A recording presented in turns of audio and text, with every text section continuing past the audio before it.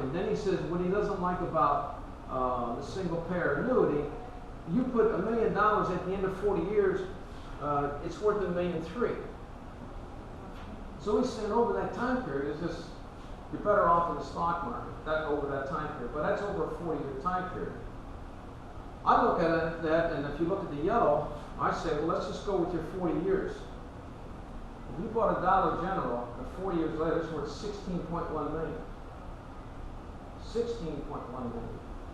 $16.1 million. Not 4, not 2, not 1. So that shows you the difference in real estate. Real estate's a tax play. It's a tax play. That's how you grow the wealth. You reduce the debt, property appreciates it, and you pay no income on the income. That's the real estate. So, if you turn around, and I showed you the chart before, over 20 years, instead of 16, you'd earn $2.4 million on a $250,000 investment. Now, if you look at the stocks and bonds and stocks, he says, give me $1 million. Here's what I'll do for you. We said if you put $1 million in this is what it would do. I say instead of putting $1 million into an annuity or a stock or a bond, you don't need to put $1 million. Put $250,000 down, take a debt out, like we showed you, take a mortgage. So I put up $1 million. What is your name? Jody. Jody. So Jody decides that she's going to buy one of these properties, like I've been talking to you about. She's going to only put up $250,000. I'm going to put up $1 million. So I put $1 million in an annuity or $1 million in stocks. And after 20 years, Jody's $250,000 grew to 2.4. Mine in 20 years, you have to cut the $2 million in half. My $250,000 cut that in half. So when you match apples to apples in real estate, hands down is a better play. Why? Well, again, when you have an annuity or you have a stock and bond portfolio, you are going to be subjected to what the stock market is doing. And if you're in it now, you're doing great. Same thing with stocks or bonds. You're going to pay an interest on, going to pay a tax on every interest amount. And there's no growth. Where a property grows. Every year you pay that debt down, it increases, that's how your wealth comes along. So if I get into the 10th year and I only put $250 in, or Jody put $250 and I put $1 million in the 10th year, and I have an annuity or I have one of those other instruments, I need money. I need money in my property in 10 years.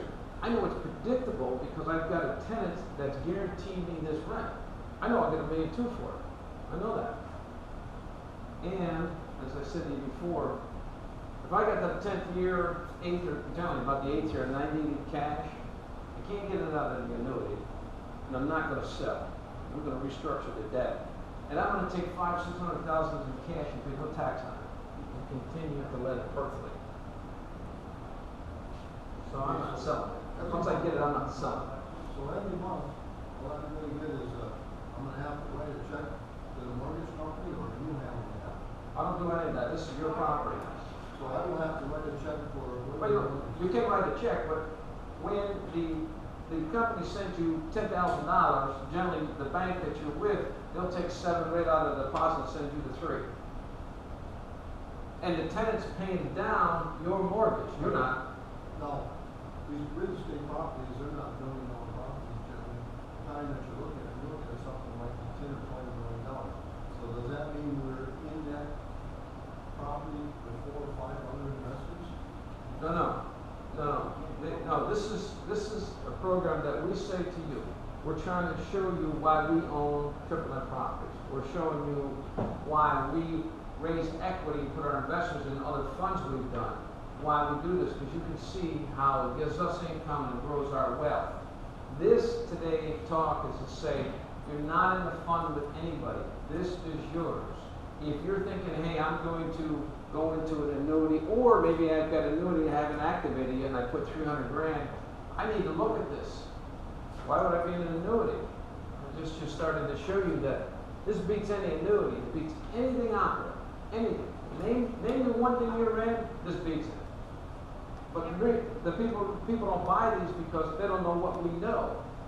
And you can't, frankly, go buy this without me. Without my expertise, you would have no idea what to buy. That's why you pay me a one-time fee of 5%. That's done, and it's yours.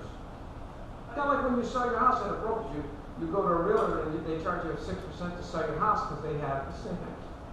Yes. Okay, so if you're buying this anywhere in the country or something, you may be buying this Walgreens corner lot in Kentucky, so it's not gonna be, maybe it's only gonna be $700 or something for that lot maybe in Kentucky, is land is lower price or? So I'm unclear on your question. Do we? Where are you buying these, like a Walgreens, you're gonna sell us, Walgreens? I'm not selling anything. Okay.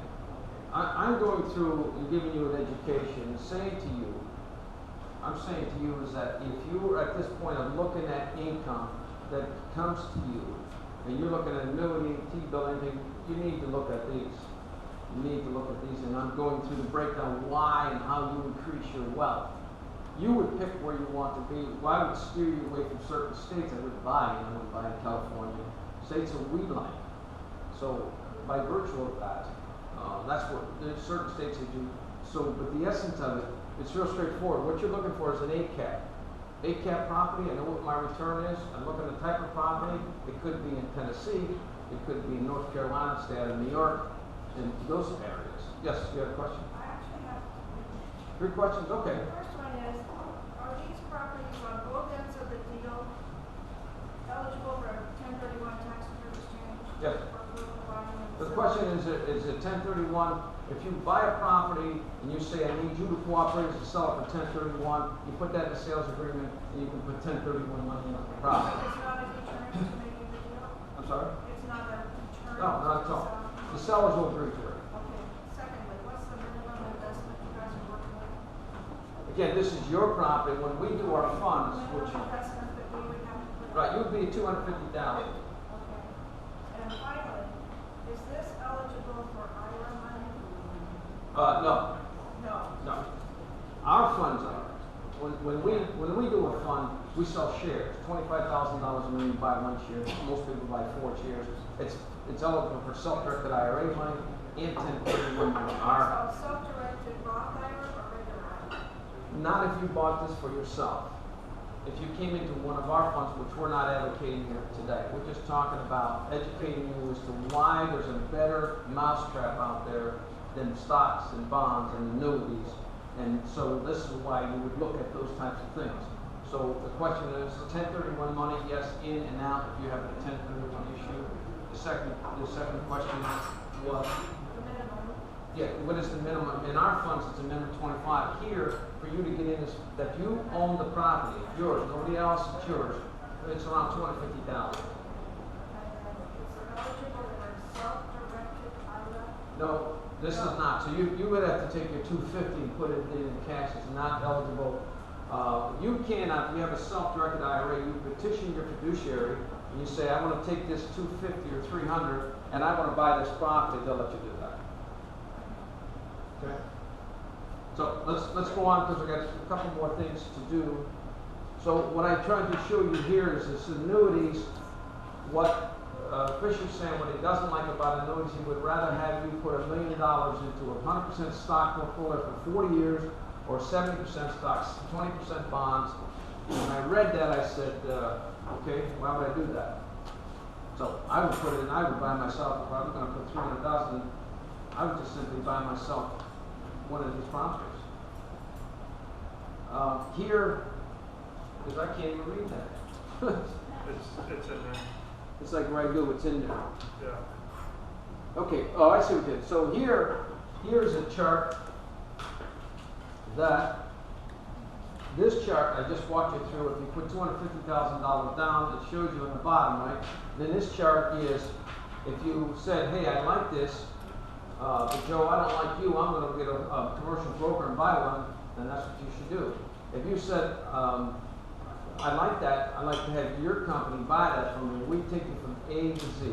We find the banks, we find the property, we do all the due diligence, and you pay us a fee. You take title of property and it's good going. We simply ask as a courtesy in 3 years, 6 years, 7 years, if you want to sell it, call us. That's it. And here's our fees. That's what this one is. So it's 5%, and then the third-party fees, like environmental, is $2,000.